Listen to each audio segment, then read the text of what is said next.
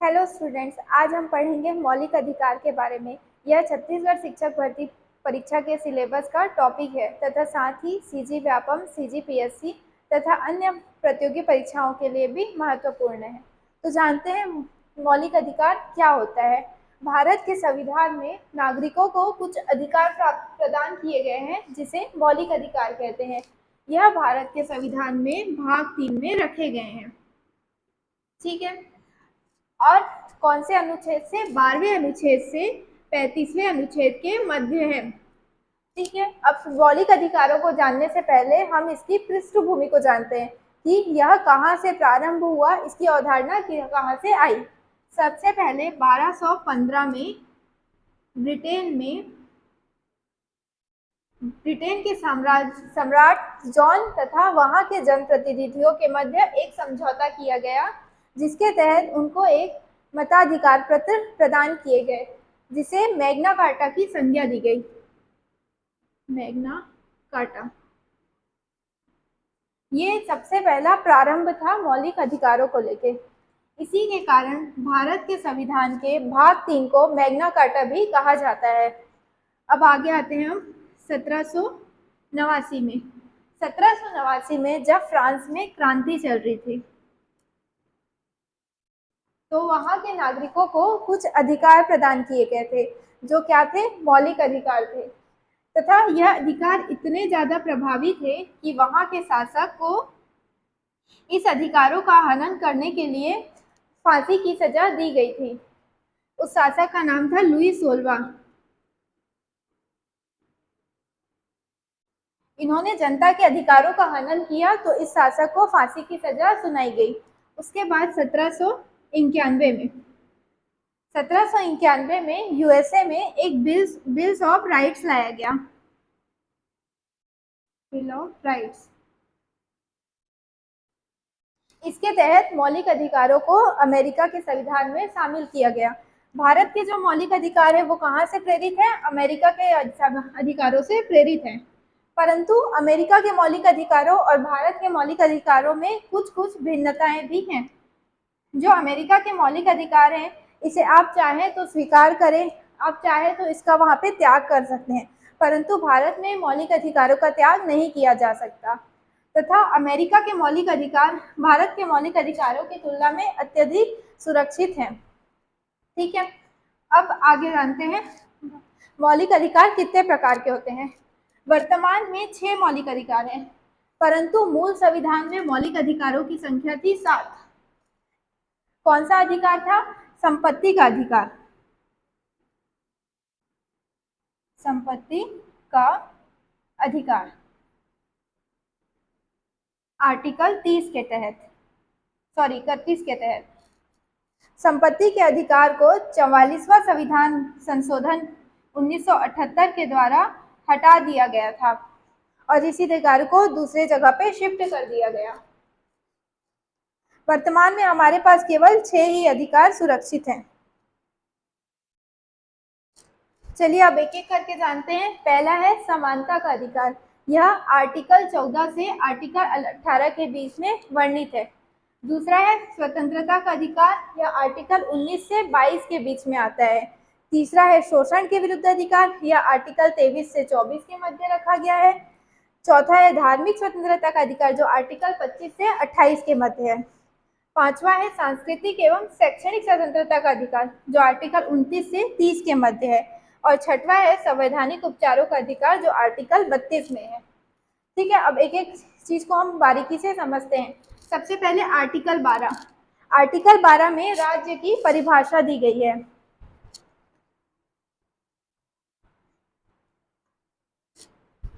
इस आर्टिकल 12 में राज्य की परिभाषा दी गई है और इस आर्टिकल में जो राज्य की परिभाषा दी गई है वह संविधान के भाग 3 में भी लागू होती है तथा भाग 4 में भी लागू होती है।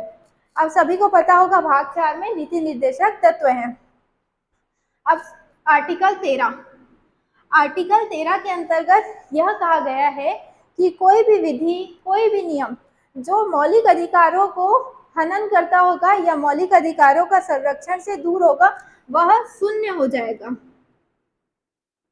उस स्थिति तक शून्य हो जाएगा। अर्थात संसद कोई भी नियम बनाती है, यदि उसमें किसी भी प्रकार से मौलिक अधिकारों का हनन हो रहा होगा तो वह अधिकार उस सीमा तक के शून्य हो जाएगा या लागू नहीं होगा। ठीक है, अब मौलिक अधिकारों का हम कुछ विशेषताएं जानते हैं। सबसे पहली विशेषता यह है कि मौलिक अधिकारों को कि अगर मौलिक अधिकारों का हनन होता है तो हम इसके लिए सीधे न्यायालय में जाके केस कर सकते हैं। ठीक है, यह भी इसी के अंतर्गत दिया गया है। जो हमारा छठवां अधिकार है उसी के अंतर्गत अगर हमारे अधिकारों का हनन होगा तो हम लोग न्यायालय में जाकर केस कर सकते हैं। मौलिक अधिकारों की अगली विशेषता है कि इसका संशोधन केवल संसद में विशेष बहुमत के द्वारा ही किया जा सकता है, परंतु संशोधन करने के लिए एक और नियम है कि संविधान के मूलभूत ढांचे में परिवर्तन नहीं होना चाहिए। ठीक है, अब इसकी मौलिक अधिकारों की अगली विशेषता यह है कि इसका निलंबन या शून्य अथवा यह किस स्थिति में लागू नहीं होंगे। यह केवल राष्ट्रीय आपातकाल की स्थिति में लागू नहीं होंगे या इनका निलंबन हो जाएगा। ठीक है, अब हम देखते हैं संविधान में जब मौलिक अधिकार बने तो इसके लिए कौन कौन सी समितियां बनी तथा उनके कौन कौन अध्यक्ष थे। तो जो पहली समिति बनी थी हमारी मौलिक अधिकार के लिए, उसके अध्यक्ष थे सरदार वल्लभ भाई पटेल। आप सभी ने इनका नाम तो सुना होगा, सरदार वल्लभ भाई पटेल।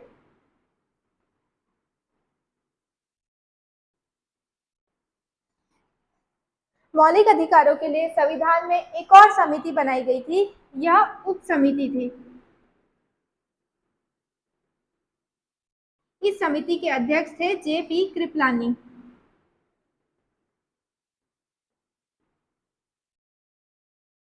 इस तरीके से हम मौलिक अधिकारों के बारे में सब चीजों को अच्छे से जान गए हैं। अब हम जानेंगे संविधान में कौन कौन से मौलिक अधिकार होते हैं।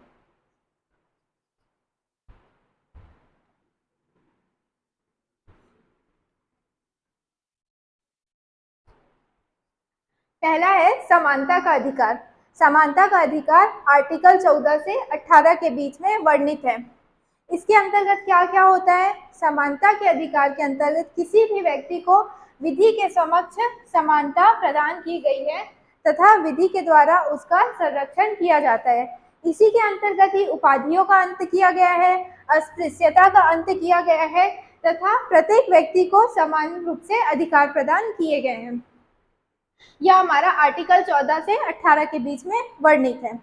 अब हमारा अगला अधिकार है स्वतंत्रता का अधिकार, आर्टिकल 19 से 22 के बीच में। स्वतंत्रता के अधिकार के अंतर्गत लोगों को अभिव्यक्ति की स्वतंत्रता, किसी भी स्थान पर रहने, विचरण करने, शांतिपूर्ण तरीके से सम्मेलन करने की स्वतंत्रता प्रदान की गई है। आर्टिकल 19 के अंतर्गत ही हमारी मीडिया को स्वतंत्रता है कि वो किसी भी स्थान पर या किसी भी सूचना को लोगों तक के आसानी से पहुंचा सकते हैं बिना किसी रुकावट के। अब है शोषण के विरुद्ध अधिकार। शोषण के विरुद्ध अधिकार में मानव तस्करी, बालाश्रम के अंतर्गत अधिकार प्रदान किए गए हैं, उससे सुरक्षा के अधिकार दिए गए हैं। इसी के अंतर्गत 14 वर्ष से कम उम्र के बच्चे को मजदूरी पर विरोध या प्रतिबंध लगाया गया है। इसके बाद है धार्मिक स्वतंत्रता का अधिकार, आर्टिकल 25 से लेकर आर्टिकल 28 तक। धार्मिक स्वतंत्रता के अधिकार के अंतर्गत किसी व्यक्ति को अपने धर्म को मानने, पूजा करने, पूजा स्थानों पर सत्संग का संचालन करने या समस्त धार्मिक गतिविधि करने का अधिकार प्रदान किया गया है। अब हम देखते हैं पांचवा अधिकार, सांस्कृतिक एवं शैक्षणिक स्वतंत्रता का अधिकार, आर्टिकल 29 से 30 के बीच में। यह अधिकार मुख्य रूप से अल्पसंख्यकों के लिए ही लागू होता है। इसमें अल्पसंख्यकों को अपनी लिपि, भाषा, विधि तथा संस्कृति की सुरक्षा करने का, संरक्षण करने का अधिकार प्रदान है। यह आर्टिकल 29 के तहत तथा आर्टिकल 30 के तहत इसमें अल्पसंख्यकों को अपने शैक्षणिक संस्थान स्थापना करने का अधिकार प्रदान किया गया है। इसी के अंतर्गत मदरसों की स्थापना की गई है। ठीक है, अब देखते हैं छठवां अधिकार, संवैधानिक उपचारों का अधिकार, आर्टिकल 32। संवैधानिक उपचारों का अधिकार क्या कहता है इस अधिकार के अंतर्गत यदि आपके ऊपर के पांचों में से किसी भी अधिकार का हनन होता है तो इसके तहत आप न्यायालय में केस कर सकते हैं या बात प्रस्तुत कर सकते हैं।